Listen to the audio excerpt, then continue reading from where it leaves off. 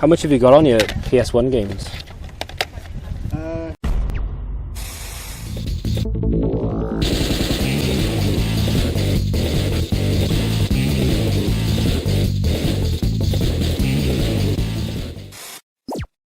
What is going on, guys? Welcome back to the free trade-in game collection challenge, the series where we go out and buy video game related items, flip part of the deal to make our money back, and then take the rest into CEX, get some store credit, and then spend it on games. And guess what?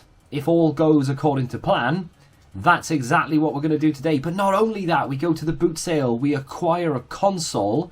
I've done something a little bit unorthodox. I say unorthodox, something that we don't normally do in this series. And we're also going to be adding just a couple of random games to the collection as well. Although, it's not all roses and sunshine and sangria, because, unfortunately, I had a pretty expensive game in my hand. Didn't realise, put it back. Did my research, realised, oh, that's worth money. Went back, someone had it in their hand, they bought it, and they actually got a deal on it, and then they walked off laughing. That's the problem when you collect video games. There are so many video games that it's impossible to know the value of every single one. I had it in my hand. I actually think I said the words, ooh, because I don't see it very often. I was quite excited, but for some reason I decided not to buy it. Mistake. I'll show you that. But on screen are some figures. I don't actually know the figures off the top of my head. To see if I can get the file up quick enough to actually look at it before I have to make a cut in the video. Nope. So the collection value is 1,320. We are about to add to that. I wouldn't say substantially, but we are going to add to it. And then the total cash profit is 562. We are not going to add anything to that today. And the reason for that is because I've tried to work everything out down to the last pound, really. More or less, anyway. So, shall we get into the first pickup? I don't have footage of this, but I have the sticker from the shop that I bought it from, so you can see how much it cost. So, Friday? No, maybe not Friday. I can't remember what day it was. I went into a charity shop, and I'm looking round. It's a British Heart Foundation. My British Heart Foundation has a very minimal amount of media. Last time I went in there, if you remember, saw some GameCube games. Didn't end up buying them because they were roughly about what you'd expect to pay on eBay anyway, so I left them. But they do have electricals, and sometimes they have video players and things and combos that are worth a little bit of money. This time was no exception. They had one. It was a VHS player. Now, I don't normally do this because it's not video game related, but because it's kind of retro and technology, I thought, screw it, let's just incorporate that into the series. I'm not always going to do it, and I don't tend to pick them up that often. But this was £10. Don't know if that's going to focus. Hope it does. Probably won't. There we go. 10 quid. It is a Toshiba VHS player. It does come with a remote. It's black, which is actually quite unusual for this model. They mainly only made silver ones. I had a silver one, actually. I would say as a kid, but like early 20s, I think I had a silver one. But all tested, all working. £10, as you can see there. So how much can I get for that? Honestly, I'm hoping 50, but I am going to knock that down to 40 just to be conservative. And then I'm going to take off £5 for fees and everything as well. Although I am going to charge postage. But just to be super, super, super conservative, after the £10 I paid, and after fees and postage, and just to knock a little couple more off just in case, I'm going to say £25 left over. So, effectively, I had £25 to go to the boot sale and buy whatever I wanted for the collection. Essentially, that's what I'm going to say. I think that makes sense. I think that's perfectly fine. Of course, if there's anything at the boot sale we can pick up to flip or pick up to trade, it's within that £25. We're going to do it. So, some footage in the background of me looking through a few games. I don't know, actually, if I'm going to have footage of everything that I've picked up, but I will run some footage in the background, and then we'll come back to whatever I'm looking at. So, the first pickup here is going to be Little Big Planet. That is a PlayStation 3 game. It is complete with the manual and everything. I haven't actually looked at the condition of the disc, but PlayStation 3 discs and 4 discs tend to be pretty good because they are quite difficult to scratch. Is that worth a lot? No, it's worth probably about, I don't know, 50 pence more than I paid. I think I paid about 50p for that, so not bad. I guess it's just something to add. And then 2 Xbox 360 games, again, both of which not worth anything. The first one I picked up was Full Auto. That is a good game. I like it. It's a little bit of fun. It's not amazing. Again, it's not worth anything. The next game I picked up, I literally only picked it up because I thought it might trade in for like £2, and it was Plants vs Zombies Garden Warfare. Unfortunately, it doesn't trade in for much at all. I don't even know if it's trade worthy. Condition, now it is. Condition of it is fine. It's got fingerprints on it and stuff, but it's fine. Unfortunately, that doesn't trade in for more than, I think it trades in for £1. That was bought for 50p, and that trades in for, I think, £1 again. It was bought for 50p. So far we spent £1.50, and we have ourselves, I mean, to be fair, we have ourselves a pretty decent amount of games already. If you like, have no money at all, like you've got like £1 or two, you can go to a car boot sale and pick up some games to play if you're not bothered about playing the older stuff. I know a lot of people would only want to pick up the new titles and what have you, but if you're happy to go back through old games, 3 semi-decent games. That one in particular is pretty good. Not played that one, to be fair. And Full Auto is just a bit of mindless shooting racing fun. So why wouldn't you? Then we come to the painful moment. So this was eagle-eyed from me. I'm stood there waiting for sellers to come in. So basically, in the boot sale I go to, sellers are allowed in from like 7, 8 o'clock in the morning, but they have to pay like £20-25 entry. So you only ever see the business sellers, the house clearance people and the people who sell at boot sales for a living and markets and whatever. They come in early, they're happy to pay the money because they have a lot of stock, right? So that's fine. They come in. I turn up around 10, roughly. That's why generally I don't get a lot of video game stuff, because it's tend to have gone by then.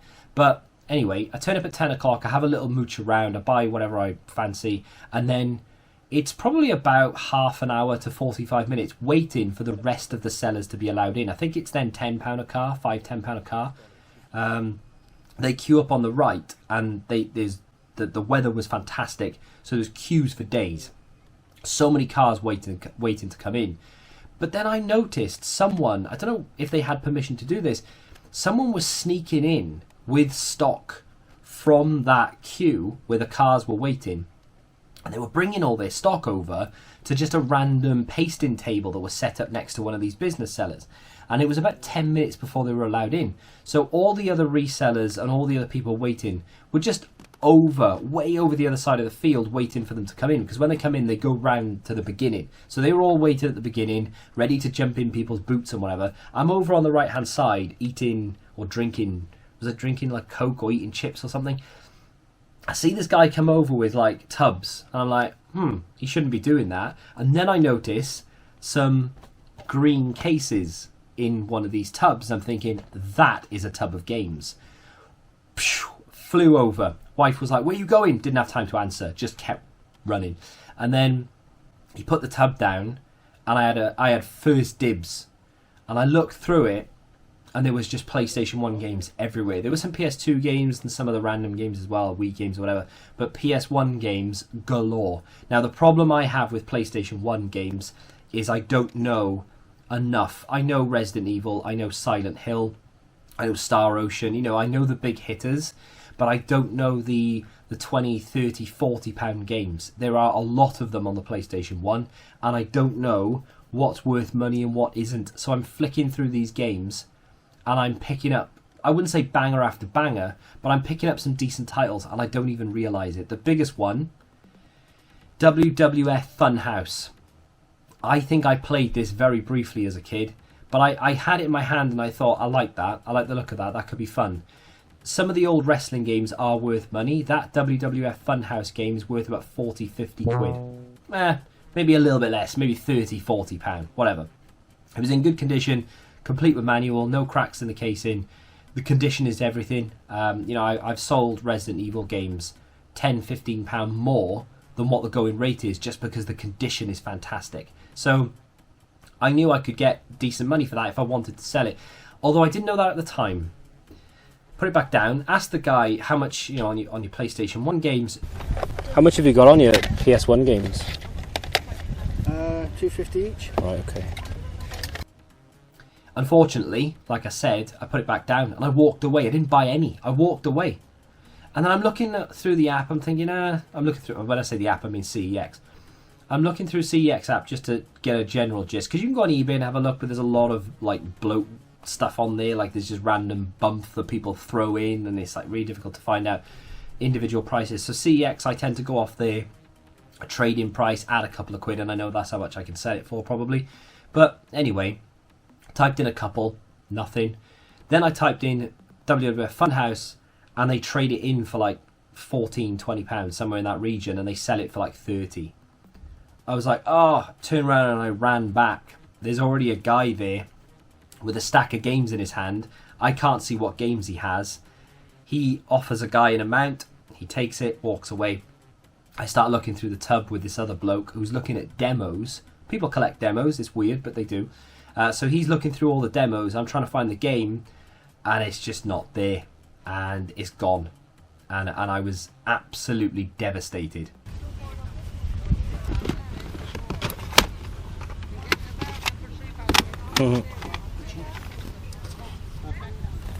Could be worth something. So that is a lesson. Unfortunately, I'm not really sure what the lesson is because I just didn't know. I probably should have just sat there and picked up the games I kind of half had an idea about. Like, thought, well, I don't see that very often. I'll look it up. And I should have done that, but I didn't. I walked away. Money was limited, to be honest, because I'd already spent a fair bit of my budget. And none of the sellers had come in yet. I just spent it with the business sellers. So most of the deals I pick up at boot sales tend to be from Bill and Mary selling off the stuff they have in their attic, right? And they just want it gone. And they charge like £2 for something that's worth 50 quid. So I don't want to spend money on things that weren't really worth me picking up. I could have bought a lot of PS1 games for the collection, but it was money that I didn't really have to spend. So I just thought, I won't bother, and I'll walk away. I shouldn't have. And it's a learning curve, this whole reselling thing and this game collecting thing in particular. So from now on, because of that one incident, I now will never walk away from a tub of games again. I will sit there, I will grab the ones that I don't see very often so that they're in my possession, and I will just go through them on my phone and find out which ones are worth keeping and which ones are not. Unfortunately, the only game they're worth buying that I didn't really see the first time round was, and I did buy something from him, Independence Day on the PlayStation 1. It is complete with the manual, and I tell you what, the condition of these games, apps, I mean, there's dust, but there's not a scratch on that. So, yeah, had there been some really nice games in there, it definitely would have been worth picking them up just to resell. That isn't an expensive game. It's between £7 and £10. I picked it up for £2. He wanted £2.50. I said we'd take £2. He said yes. So far, we've managed to pick up 2 360, 1 PS3, and Independence Day on the PlayStation 1. Now, I don't really want to keep Plants vs Zombies because it's, I'm never going to play it. I don't really care about it being on the shelf. I may just trade it in and get the pound and make, 50 pence profit. Woohoo! But I then stumbled on a stall selling loads of random games, but they had some Xbox One games there. Don't know whether I've caught it in the footage or not. If I have, I'll put clips in. But I'll go through them. These were £2 each. Didn't do any research on these because they were good enough titles for me to go, do you know what? £2 each, I'm going to buy them. I knew one of them was worth considerably more than £2. Let's go through them then. So let's go through the most inexpensive one first. Forza Horizon 2. I saw that for £2 and I thought, I'll keep that anyway. I won't even trade that in. I'll just keep it. So that's going to go into the collection, I believe. All these games are in good enough condition to trade, by the way. They just have fingerprints, so I do need to clean them up. But that's going to go into the collection. That was £2. I don't know how much we've spent so far of this. And then 3 Lego games. So the first one was Lego City Undercover. I'm not sure how much that trades in for, anywhere between 4 and 6. So that will be traded in today. Lego Worlds, again, between 4 and 6. That will get traded in today because I've got no interest in Lego games. And then Lego Jurassic World, again, between 4 and 6. That will be traded in today. So I think I roughly have around, £10 there, maybe a little bit more. in trade. No, more than that in trade value. What do I have in trade value? £16. £16 in trade, I think it is, for those three Lego games. Not bad. Then, the biggest hitter of them all, which is Team Sonic Racing. That trades in for £10. I am tempted to keep it, I won't lie to you, because it's not like the Transformed, where they fly like idiots. They are just glued to the track, which I like. But not really on a platform that I want to be playing these type of games, so that will get traded. So those will trade in for £26, and I will take them into CEX in this episode. Fantastic. £2 each. Like I said, if I've got footage, I'll show you, and then we get to keep Forza Horizon, which is nice. So some decent games going into, I say some decent games, some games going into the collection, which is not bad. Happy to add Forza and Independence Day. The other three, you know, it is what it is. I may put Plants vs Zombies in that pile with the Xbox One games actually and get £27 trade. But the console. Let's add the console, shall we? So again, walking around these before all the sellers come in. This is one of the house clearance people. He had an aircon unit that I was really interested in, but he wanted £25 for it. In hindsight, probably should have bought it. But in front of the aircon unit was a PlayStation 3. I think you know where I'm going with this. This is grubby as all hell. Probably going to be a fortune.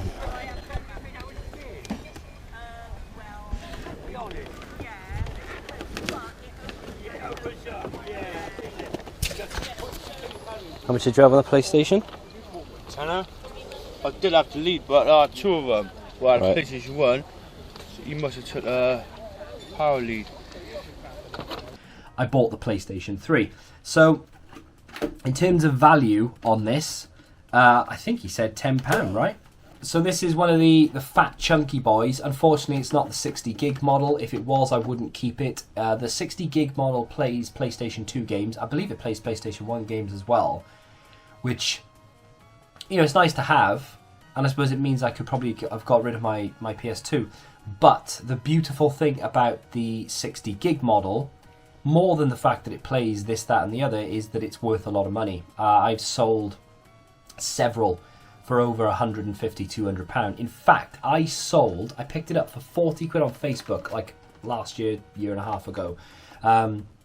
It was exact same, not model, but you know what I mean, the chunky one as this. It was on Facebook Marketplace for 2 weeks. I saw it the day it went up and I thought, nah. And then in the end, I bought it without really realising how much it was going to sell for. It was a 60 gig PlayStation 3, but it was NTSC, which means it's American. And when I picked it up, the guy was from America. He brought it over with him and he just didn't play it anymore. That sold for £300. Absolutely mental. But anyway, and I picked it up for £40. This one, unfortunately, is not worth that. This probably is worth about 40 quid, maybe. But for a tenner, not bad. It did come with a controller, which what probably was in the footage, but there it is. I have tested it as well. It's grubby as all hell. I've tested it. It works. It came with a what's the word I'm looking for? Surprise game as well. It had a game in the disc tray. That game was Skate. So nothing exciting, but you know, if I ever pick up the artwork in the case for Skate, then I have a copy of Skate. It's one of the reasons why I picked up Little Big Planet, actually, because I picked that up after I bought the PlayStation, because I thought, well, I can start picking up PS3 games now, which is banging. So we're buying Xbox 360 games. We don't have an Xbox, but we can now start picking up PS3 games from CEX when we do our Spending the Profit challenge, because now we have a console to actually play them on. Anyway, that console I could sell. I could make 40, well, not make 40, but I could sell it for about 40 quid, maybe chuck a Little Big Planet with it and the controller or whatever. But I am going to keep it in the collection because it's something that we need and I've been waiting for a long time. I don't know the hard drive capacity because when I turned it on, I just didn't look. I put a game in just to see if it worked. I let it run for half an hour in the heat just in case it overheated. It didn't. It was fine. So it's a good working PlayStation 3. I just don't know the hard drive capacity. If I had to guess, I'd say 80 gig, but I'll find out at some point and let you know. In fact, I'll put it on screen for you right now. So we're going to take these. I may take Garden Warfare as well. We're going to go into CEX, trade it in, get some credit. So, I did indeed go to CEX and traded in the games. I got £27 in total, as you're seeing from the voucher. Was it 4 for LEGO Worlds, 6 for Undercover, 6 for LEGO Jurassic World, and 10 for Team Sonic Racing. And then I traded in Plants vs Zombies because I didn't really see the point in keeping that. Had a little look through the games. You're going to see a very quick look through these games. There were a couple there that I thought maybe I could buy, but I felt like I would be buying them for the sake of it. And I'm looking at PS4 because it's kind of my go-to. I already looked at the Mega Drive games and I saw that they didn't have anything there that I really wanted. If I was going to pick up anything from them, it would have been Sonic and Knuckles, which they had for £18, ironically, as that game is £18, out of box. But I went to a shop in Bristol on the weekend and they had it out of box for a tenner. So I don't think I'm going to give CEX an extra £8 for no reason. Like I said, there were a few games I could have pulled the trigger on. This Hitman game, for example. I do want the newest one, but any Hitman game would kind of scratch my itch right now, but I decided against it. There was this, was it Injustice, which it's okay, it's nothing amazing, it's just a beat 'em up, which I'm kind of into.